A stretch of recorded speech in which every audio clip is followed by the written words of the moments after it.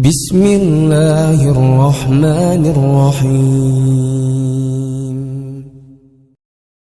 Dan ini sebuah fakta menarik yang disampaikan Ibnu Rajab. Lihat, yang disebutkan Ibnu Rajab ketika meluruskan pola pikir orang yang terfitnah dengan kelezatan maksiat, lalu berpikir, nanti aku tobat, aku ini, dan seterusnya. Lihat, yang beliau sampaikan itu semua masalah hati.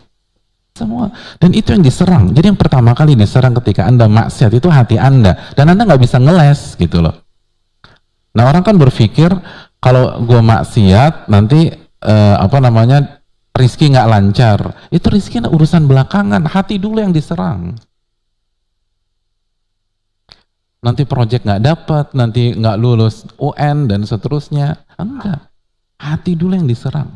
Dan itu separah-parahnya musibah.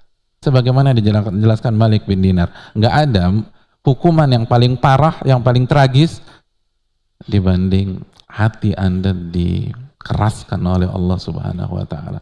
Karena begitu hati kita bermasalah, semuanya bermasalah. Wa idza fasadal jasadu kullu. Itu tadi. Jadi itu asumsi Anda. Karena begitu hati Anda di detik Anda maksiat bermasalah, kata Nabi apa? Jika hati itu rusak, fasadal jasadu kullu, maka seluruh anggota badan itu akan rusak. Jadi ketika Anda sudah punya schedule, jam 10 sampai jam 1 gue berzina, lalu jam 2 gue qiyamul lail, enggak. Anda kan punya schedule sebelum zina. Begitu zina, fasad tuh, hati Anda diserang jadi fasad. Jadi rusak tuh hati. Pas hati rusak, semuanya rusak. Habis tuh.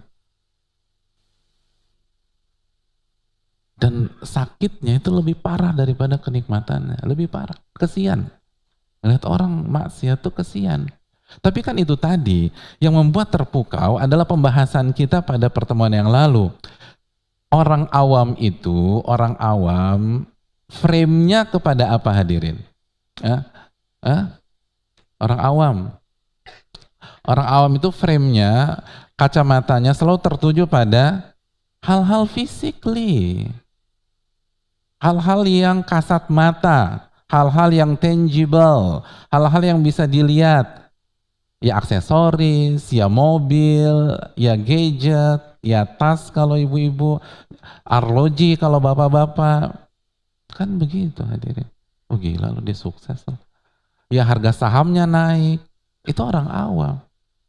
Orang awam sama nilainya begitu. Ya rumah ada beberapa. Ya liburannya kemana? Itu orang awam tuh, awam udah awam. Tapi ahli ilmu melihat ke apa? Takdir. Kok takdir? Ahli ilmu melihat ke mana? Ke batin. Hal-hal yang intangible, hal-hal yang batin, hal-hal yang di balik layar, behind the scene, kegalauan, ketidaktenangan. Ada yang bisa ingatkan itu di surat apa, ayat berapa? Al-Qasas ayat berapa? Antum boleh jawab sekarang. Ini umum. 7, 8, 9, 10. Banyak banget. 7, 8, 9, 10.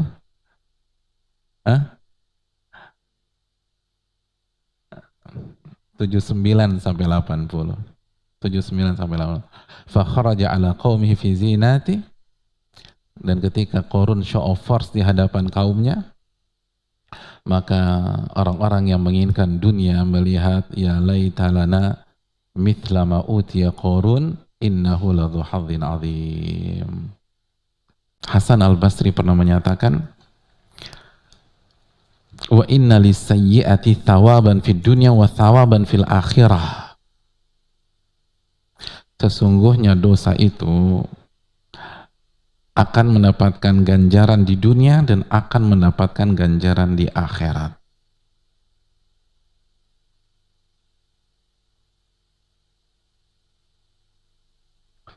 Kena tuh. Dari mana Hasan al-Basri membuat kesimpulan demikian?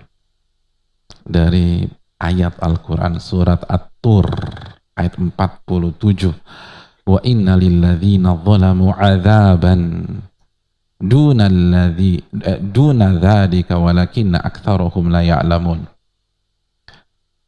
Dan sesungguhnya orang-orang yang zalim akan mendapatkan azab di bawahnya. Maksudnya apa? Azab di dunia sebelum di akhirat. Tapi mayoritas mereka nggak tahu, gagal paham, nggak ngerti. Pasti kena azab. Jadi pasti ada azab di dunia, azab di akhirat.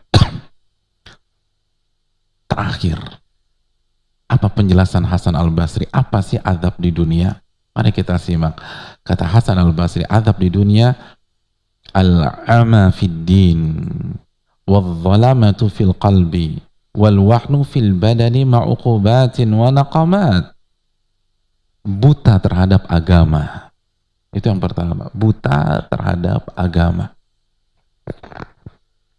Jadi dia sekaya apapun, sebanyak apapun rumahnya, sekuat apapun bisnisnya, ketika dia nggak ngerti agama, itu azab di dunia. Azab di dunia. Jangan kagum sama orang begitu. Itu azab tuh. Kesian harusnya. Ini kita kagum. Jangan kagum. Kesian, didoain. Gitu loh. Jangan kagum. Makanya kan Allah berfirman, wala tu'jibuka amwaluhum wala auladuhum. Jangan sampai kalian kagum dengan apa? Harta mereka dan anak-anak mereka. Dalam surat apa? At-Taubah ayat 55 kalau nggak salah ya. Jangan kalian kagum, nggak boleh kalian kagum. Fala tu'jibuka, maka jangan kalian kagum dengan harta mereka dan anak-anak mereka. Kenapa? Innama yuridullahu liyu'adzibahum biha fil hayati dunia. Karena Allah ingin mengadab mereka dengan harta tersebut di dunia. Jangan kagum. Salah satu bentuk mereka nggak ngerti agama, kesian. Kesian. Jadi kalau ketemu, alhamdulillah, gue udah punya ini, gue punya itu. Cabang gue udah ada 30 di Jakarta, 70 di Jawa. Tapi dia nggak tahu rukun Islam, rukun iman. Tuh adab tuh. Jadi jangan kagum, kesian. Gue ikut kesian sama lo ya gitu, kesian. Kesian deh. Gue doain lo, semoga dapat hidayah, bisa belajar. Jadi orang ke situ tuh kesian. Buta terhadap agama itu azab. Karena dengan agama kita mendapatkan kebahagiaan. Dengan agama kita terhindar dari azab kubur. Dengan agama kita terjauhi dari siksa api neraka. Wadzalamati fil qalbi. Yang kedua, gelapnya hati. Kasihan hati. Hatinya gelap. Hatinya gelap. Dan itu benar. Gampang galau, gampang stres, gampang emosi, gampang meledak-ledak. Nggak tenang hidupnya. Dan itu real. Cuman kita karena selalu ngelihat dari luar, dan lagi-lagi parameternya yang fisik karena keawaman kita, ya kayaknya enak-enak aja tuh hidup. Padahal enggak. Dan yang terakhir kata wal wahnu fil badan, dan lemahnya badan, baru setelah itu fisik diserang. Jadi hati dulu yang diserang, baru fisik, kata Hasan Al-Basri. Kelemahan di badan ma'uqubat wa naqamat, bersamaan dengan bencana dan musibah yang lain. Gitu hadirin.